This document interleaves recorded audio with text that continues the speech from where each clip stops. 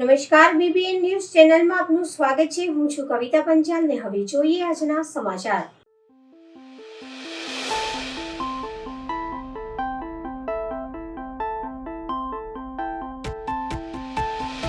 રોજ વડોદરા શહેર કોંગ્રેસ સમિતિના પ્રમુખ શ્રી ઋત્વિક જોશી, વડોદરા મહાનગરપાલિકાના કોંગ્રેસ પક્ષના નેતા શ્રી ચંદ્રકાંત શ્રીવાસ્તવ, શહેરના પ્રવક્તા ડોક્ટર નિકુલ પટેલ, શ્રી કપિલ જોશી, શ્રી વિશાલ પટેલ દ્વારા પ્રેસ કોન્ફરન્સનું આયોજન કરવામાં આવ્યું હતું।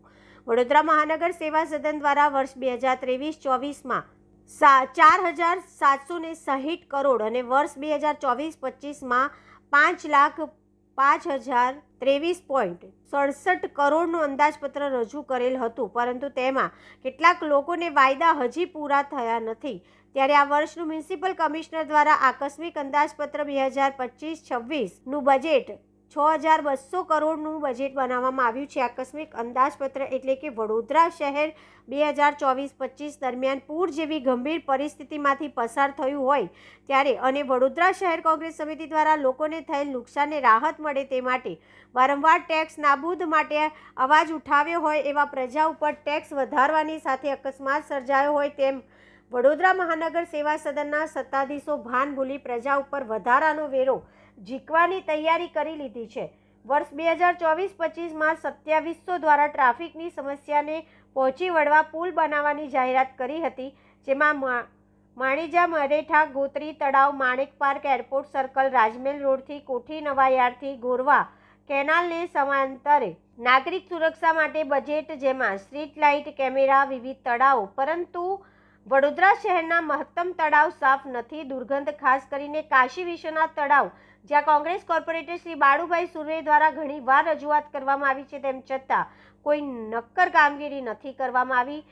નગર પ્રાથમિક શિક્ષણ સમિતિનું 2,233 કરોડનું બજેટ હોવા છતાં શાળામાં અપૂરતા શિક્ષણ, નબળા ઓરડાઓ, પ્રાથમિક સુવિધાના અભાવ જેવી પરિસ્થિતિ જોવા મળેલ છે। સેવાસી, ઉંડેરા, ભાયલી, બીલ, કરોડિયા ગામોમાં કોમ્યુનિટી હોલ બનાવવાની જાહેરાત, આમ છતાં દેશો જાહેરાત કરવામાં આવી કોઈ કસર નથી, પરંતુ વાસ્તવિકમાં ઘણા અંતર હોય છે। પ્રજાને હેરાનગતિ થઈ રહી છે। આ બધા મુદ્દાઓને લઈને કોંગ્રેસ સમિતિ દ્વારા ચર્ચા કરવામાં આવી હતી। ભૂવાઓ શહેરની અંદર ચારે બાજુ પડતા હોય અને ભૂવાના નિરાકરણ માટે કોર્પોરેશન 1.5-2 કરોડ રૂપિયા ખર્ચો કરે। તમે એક જગ્યા એવી બતાડો મને કે જ્યાં એ લોકોએ બજેટનો સદુપયોગ કર્યો હોય અને સાચી દિશામાં કોર્પોરેશન જે કોંગ્રેસના શાસનમાં 180 રૂપિયાના 2 ટાઈમ પાણી આવતું હતું, એની જગ્યા પર 1200 ને 1600 રૂપિયામાં 1 ટાઈમ પાણી, ઓછા પ્રેશરથી પાણી, ગંદુ પાણી આવે છે।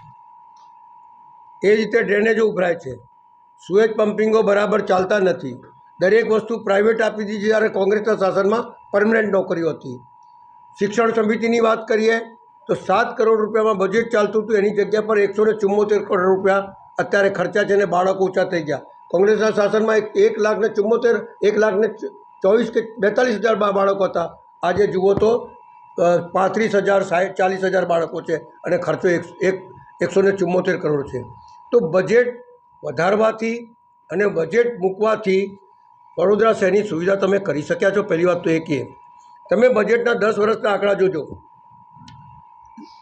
રેવન્યુની આવક બતાવશે તો બોલે 100 કરોડ અને આવશે 60 કરોડ, જમીનો વેચી બોલે 200 કરોડની જમીન વેચવાની છે અને વેચાશે 20 કરોડની। દરેક આંકડાની અંદર તમે જુઓ મોટો ડિફરન્સ આવતો હોય તો બજેટ બને કઈ રીતે?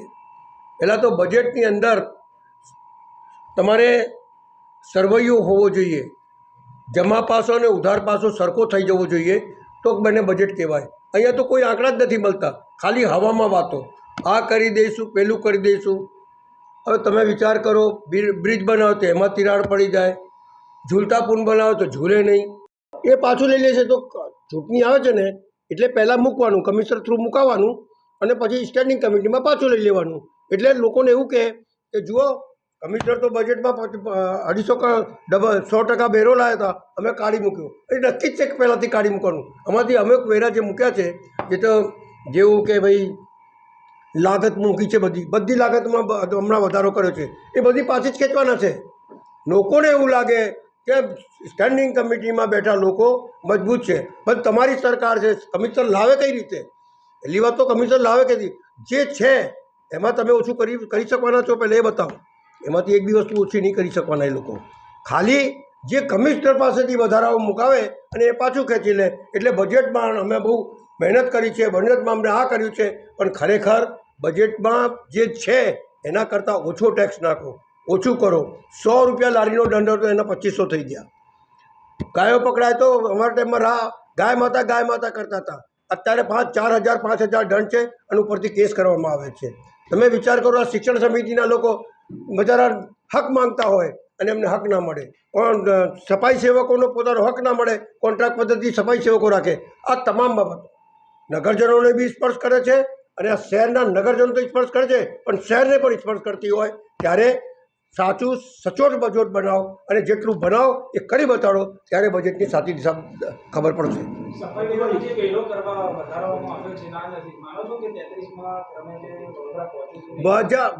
વધાર્યો જ નથી ભાઈ.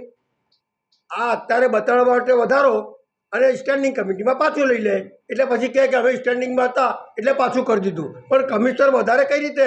જ્યારે આપણી સત્તા હોય તો કમિશનર વધારો લઈને આવે કઈ રીતે એ બતાડો ને પહેલાં. બજેટ બહાર પાડ્યું છે અને વિરોધ પક્ષમાં કોંગ્રેસ થઈને પ્રજાના પ્રશ્નોને વાંચા આપવા આંદોલન બી કર્યા છે, ઘણા વિરોધ બી કર્યા. એક બી બજેટમાં કોંગ્રેસે વિરોધ નહીં કર્યો એવો દાખલો છે તમારી પાસે? બધા જ બજેટોમાં અમે અત્યારે એ ઈચ્છીએ છીએ કે આ શહેરની અંદર 3 વખત પૂર આવ્યું. છેલ્લું જે પૂર આવ્યું એની અંદર માણસો એક માળ પર બેસી રહ્યા, લાઇટો કપાઈ ગઈ, નાના બાળકોને દૂધ નહીં મળ્યું, સિનિયર સિટીઝનોને દવા નહીં મળી, ગર્ભવતી મહિલા દવાખાને નહીં જઈ શકી, સારા વ્યક્તિઓ રસ્તા પર ભીખ માંગતા, ખાવા માટે ભીખ માંગતા હતા. એવું દુર્દશા કરી આ શહેરની. અમે ઈચ્છીએ કે બજેટમાં જે કંઈ કરવું હોય કરો, પણ સૌથી પહેલાં આ વિશ્વામિત્રીની અંદર જે એન્ક્રોચમેન્ટ છે, ઝોન ચેન્જ કરીને તમે નાખ્યા છે એને તોડો. વિશ્વામિત્રીમાંથી પાણી નીકળે. આઉટસાઇડ ઉપર જે રૂપારેલ કાસ, ભૂકી કાસ, મસીહા કાસ છે એને પોડી કરો. એની અંદર એન્ક્રોચમેન્ટ એને હટાવો. આ વરસાદી ગટરો જે બનાવી છે એની અંદર જે ડ્રેનેજનું પાણી વહે છે એ ડ્રેનેજનું પાણી બંધ કરો. ડ્રેનેજનું પાણી ડ્રેનેજમાં જાય. આ વડોદરા શહેરને શુદ્ધ હવા મળે. આ વડોદરા શહેરને મચ્છરની ઉત્પત્તિને ઉપદ્રવ ન થાય અને લોકો પાણીમાં હેરાન ના થાય પૂરની અંદર. અને વરસાદમાં ગમે તેટલું વરસાદ પડે, જે સર સયાજીરાવ ગાયકવાડે વડોદરા બનાવ્યું એવું વડોદરા બનાવી દો. અમને કોઈ વધારે જોઈતું નથી. લોકોના 5,000 કરોડનું નુકસાન થયું છે. 4 કલાક તક મિટિંગ ચાલી અને ફરી તમે ટેન્ડર કેન્સલ કરી દીધું. 100 દિવસમાં કામ કરવાની વાત હતી પણ એ ટેન્ડર જ કેન્સલ કરી દીધું. એમની હુસાતુસીની અંદર વડોદરા શહેરના નગરજનો હેરાન થાય છે. એ હેરાન ના થાય એ પ્રમાણેનું કામ કરો એ અમે ઈચ્છીએ છીએ. ગેમ બનાવ્યા એ સરકારે લઈ લીધા. મોટા ગેમોની વાત કરી રહ્યા છે, પણ એને સાચવવા માટે તમારી પાસે માણસો છે? મોટી મશીનરીઓ ખરીદે છે, એને ચલાવનાર કોણ છે? હમણાં ઈ-રિક્ષાની વાત કરી છે, એના પહેલાં લીધી એ બી બેકાર ગઈ, એક ખૂણામાં પડેલી છે. સાયકલો લીધી એ ખૂણામાં પડી છે. સાયકલ ટ્રેક બનાવ્યું, એક દિવસ સાયકલ ચાલી નહીં ને 125 કરોડ રૂપિયાનો ખર્ચો થઈ ગયો. આ તમામ બાબતો નગરજનોને સ્પર્શતી તમામ બાબતોની અંદર આ ફેલ ગયા છે. સંઘાઈ બનાવવામાં ફેલ ગયા છે અને સ્માર્ટ સિટી બનાવવામાં જ ફેલ ગયા છે. માટે આ બજેટ અમે જાણીએ છીએ ત્યાં સુધી અવાસ્તવિક બજેટ છે, જે શહેરના નગરજનોને ફાયદાકારક નથી. એટલા માટે નગરજનોએ બી જાગવાની જરૂર છે. નગરજનોએ બી હિસાબ માંગવાની જરૂર છે. કોંગ્રેસ પાર્ટી તો દર વખતે દરખાસ્તો મૂકે, હિસાબ માંગે, પણ હિસાબ આપવા માટે કોઈ તૈયાર નથી. મેજોરિટી છે, તાકાત છે, એટલે પોલ એન્ડ વોટમાં પાસ કરાઈ જાય છે. પોલ એન્ડ મેજોરિટી હોવાથી, પોલ એન્ડ વોટમાં પાસ કરવાથી શહેર સુધરવાનું નથી.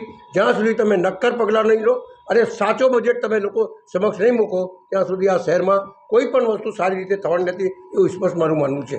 કોર્પોરેશનમાં જ્યારે સભા હોય ત્યારે હંમેશા અમારા વિપક્ષના સાથે 7 કાઉન્સિલરો પ્રજાના પ્રશ્નોને વાચા આપવાનું કામ કરે છે, પરંતુ મેજોરિટીના જોરે આ લોકો અવાજ દબાવવાનો પ્રયત્ન કરતા હોય છે.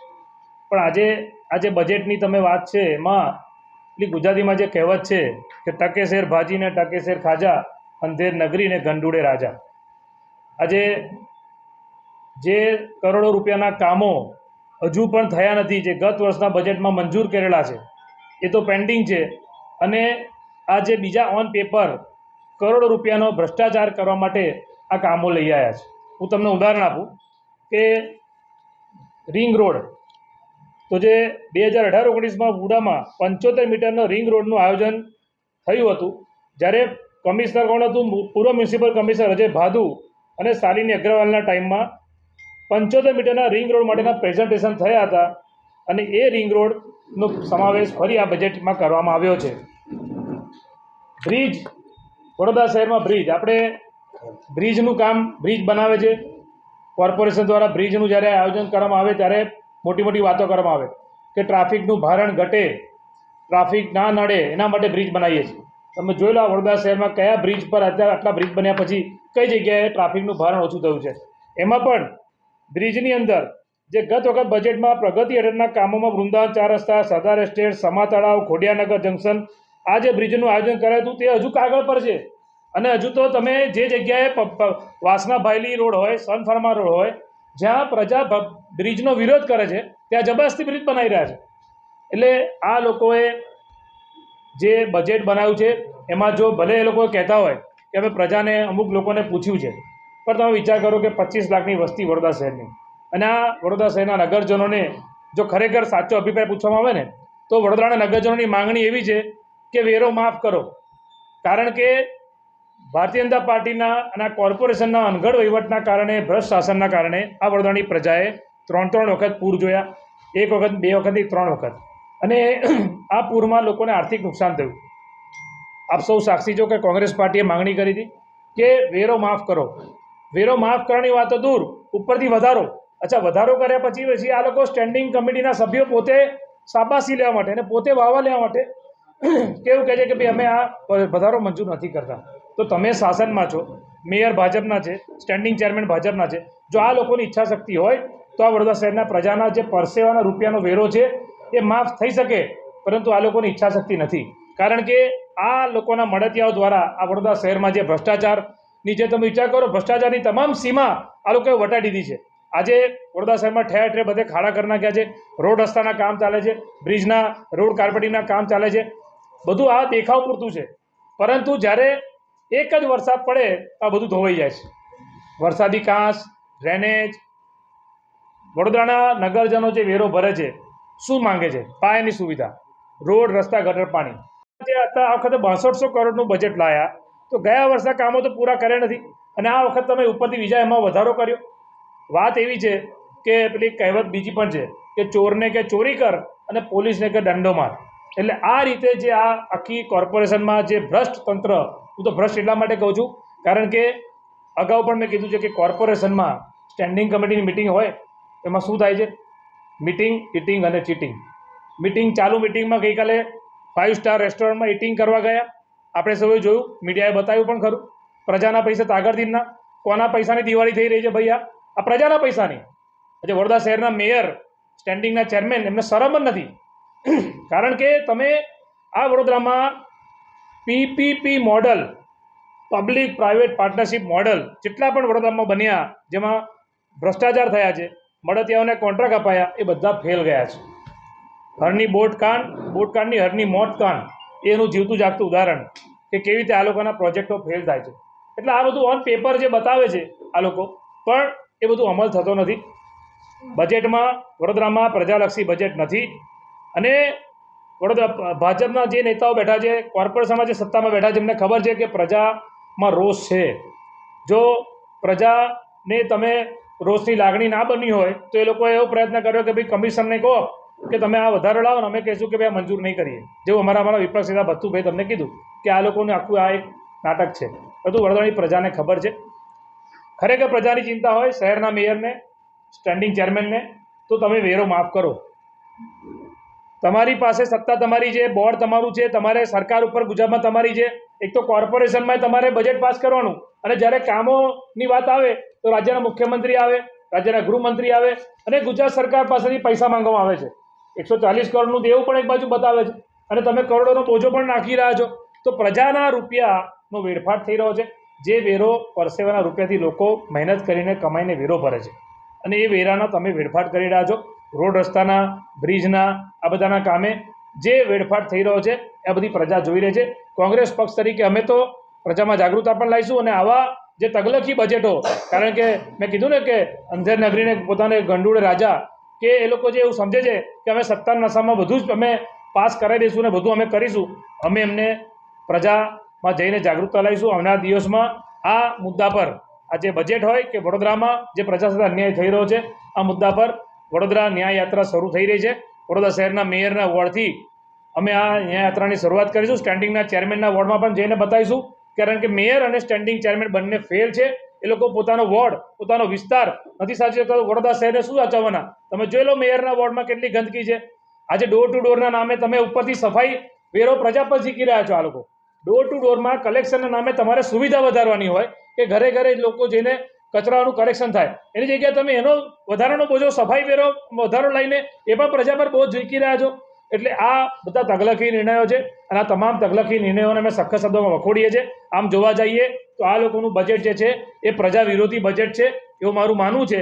અને આ બાબતે કોંગ્રેસ પાર્ટી ચૂપ નહીં રહે. આ બાબતે અમે પ્રજામાં જઈને જાગૃતતા પણ લાવીશું અને આ જે સત્તામાં બેઠા છે એમને અમે એક્સપોઝ પણ કરીશું. વડોદરા મહાનગરપાલિકાની દબાણ શાખાની ટીમ સાથે પોલીસ તથા વહીવટી વોર્ડ નંબર 13 અને 14માં ટ્રાફિકને નડતરરૂપ દબાણો દૂર કરવામાં આવ્યા.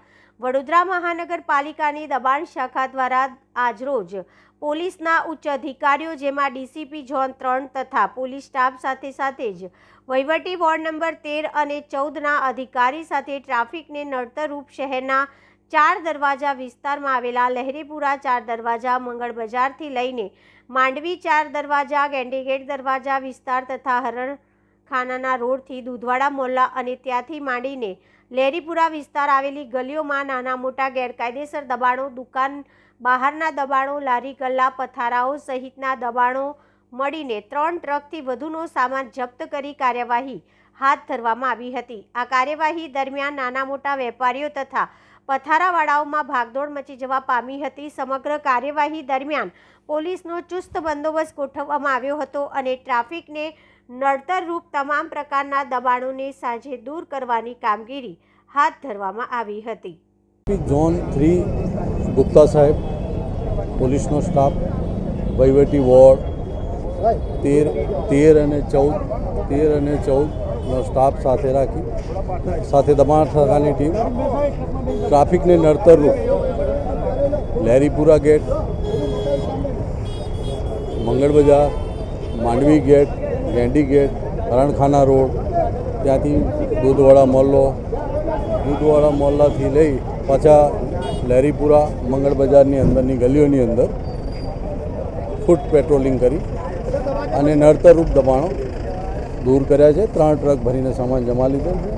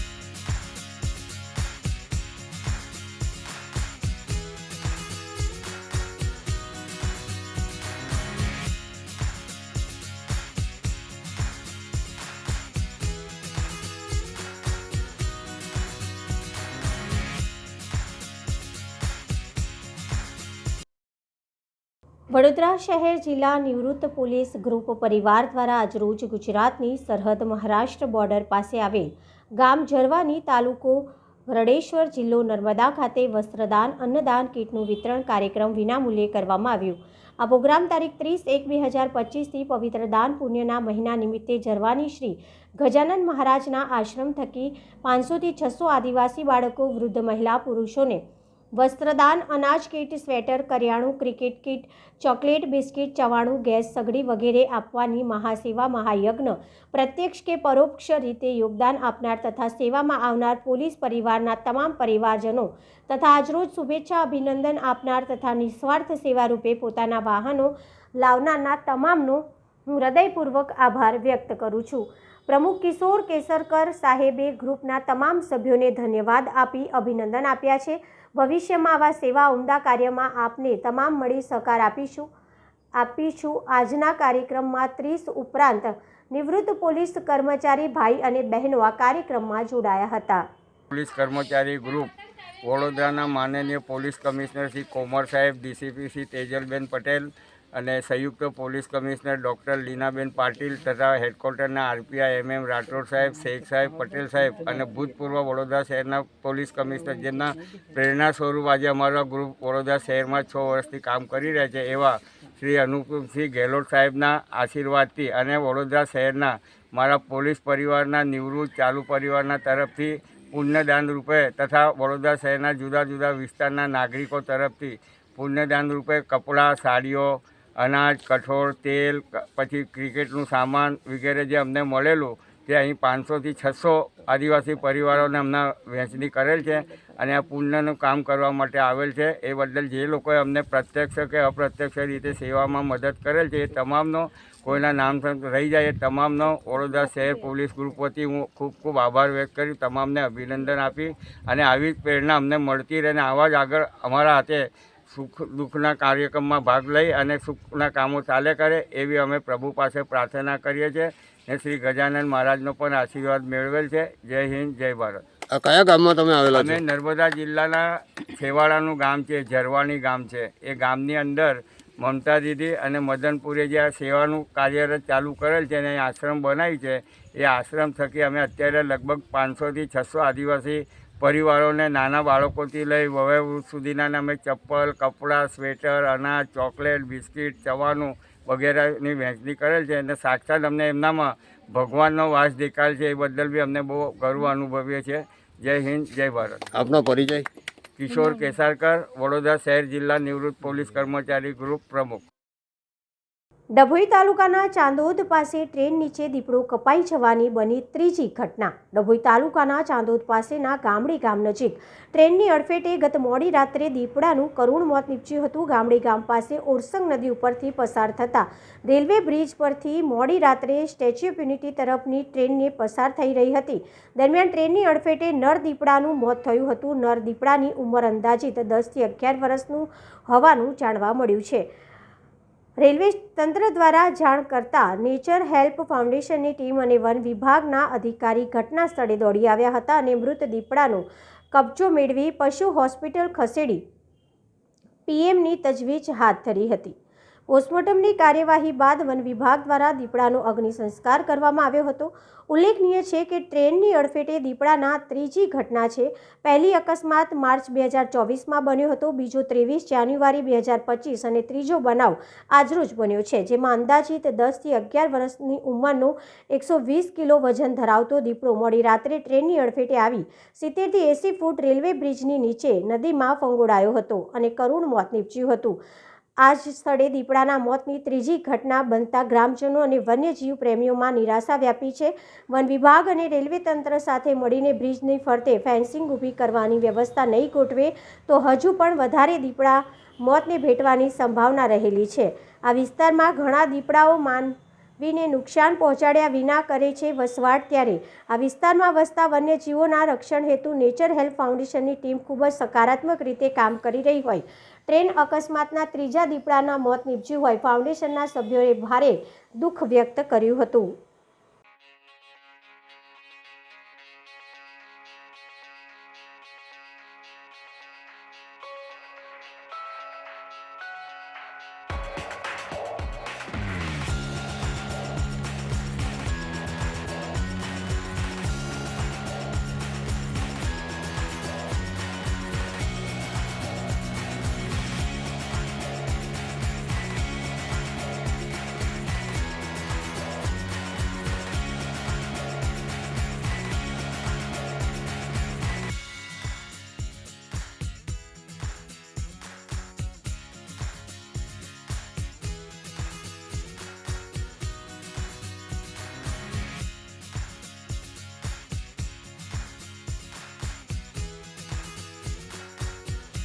પહેલી સવારે રેલવે ડિપાર્ટમેન્ટ ચાણોદથી અમને કોલ આવેલ કે દીપડાનું મૃત્યુ થયેલ છે.